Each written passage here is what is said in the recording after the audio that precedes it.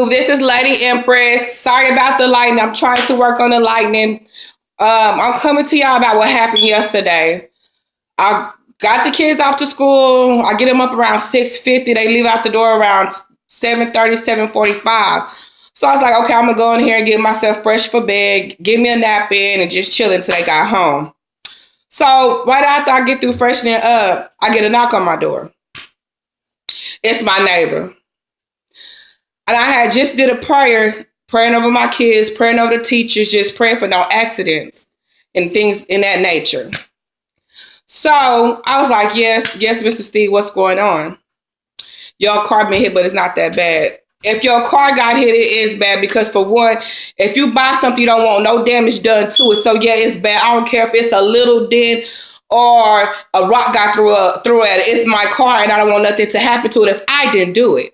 So I went out there. I put my clothes on. I put my clothes on, went out there, and I remained calm because I had just prayed.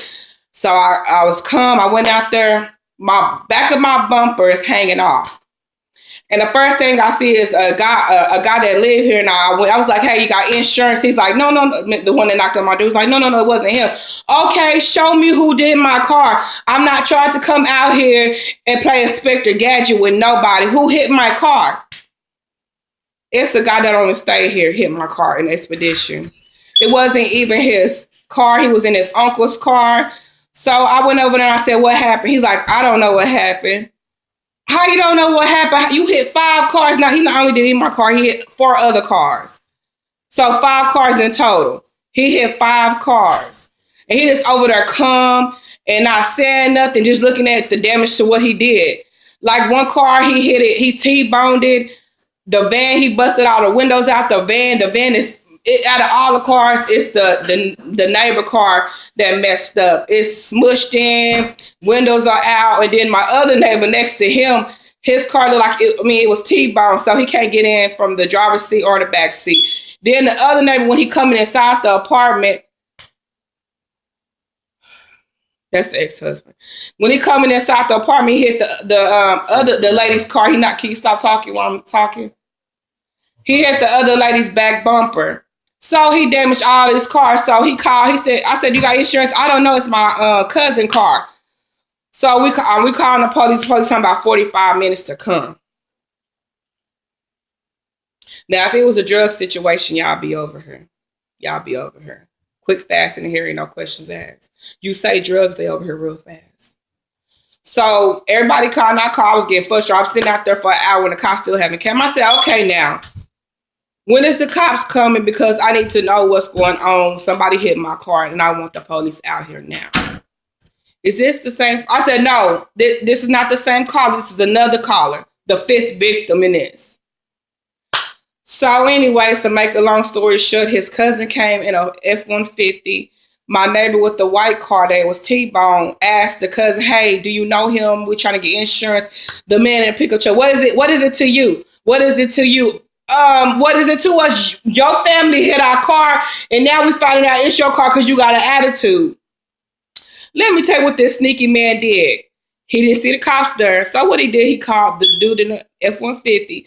His cousin stood out there, the one that hit the trucks. He called a tow truck company trying to take the evidence out of the apartment. Soon as the tow truck pulled up, here come the cop, finally, one cop. So she's getting information from him, and then she come to us, asked information. Then 2 other cops came, and so he said he didn't have any insurance. That's what his cousin left him. The one with the truck left him here on the property, and he left after he called a tow truck. So he's still here fitting for himself. So he said he had insurance, and he had an identification card. He didn't have no license, no nothing. I'm still frustrated. The cop told us to hold on. She went to her vehicle and came back out with 2 insurance companies. Said, hey, he do got insurance because I read that plate. It is insurance on there. So I called. I think I was a second call. The one with the blue van with the window smashed out. I'm on here talking. Can you respect me when I'm on YouTube? Smashed the windows out. He called first, and I was a second call. Okay. I was like, okay, we got a claim number. We're going to be able to get our cars fixed. She called me this morning talking about he wasn't covered. That was a wrong thing to say.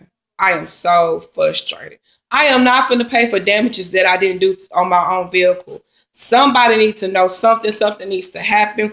Like I came up with a plan. We need to all come together and try to sue him in civil court. You just not gonna get away with hitting people's cars and leaving. You was on K2. You was on something when you hit our cars. So let me backdoor. My neighbor next door came in. She have a Lyft car. She do Lyft driving. So she came and got out her car. You know, I can hear that noise on here. She came, parked her car. She seen my bumper, so she didn't park on my car because we both got reserved parking next to each other. She gonna park on the other man's reserve, whatever. So she got out, went in, got her trash, came back out, and was walking like she was like above us, like she was just that. You know, I don't want to cuss that. Yeah, she was that girl. I looked at her like she was crazy, baby. We don't pay our rent money to you. You stay in the same messed up apartments we stay in. And not only do you stay in these same apartments, you are renting a car from Lyft. Don't try to act like you better than us. Then you want no tracks, and you got a big old bald spot in the middle, and you forgot to do your tracks in the middle. Don't come acting like you better than nobody when you can't put your hair together right. It looked like my daughter did your hair. My daughter 12 years old. No, better it looked like my son did your hair, because my daughter would have seen that missing track in the back. Don't come here acting like you better than everybody, because you're not. We all up in these nasty apartments. You should be trying to get away like I'm trying to get away. Don't come here acting nonchalant. Like our neighbor, older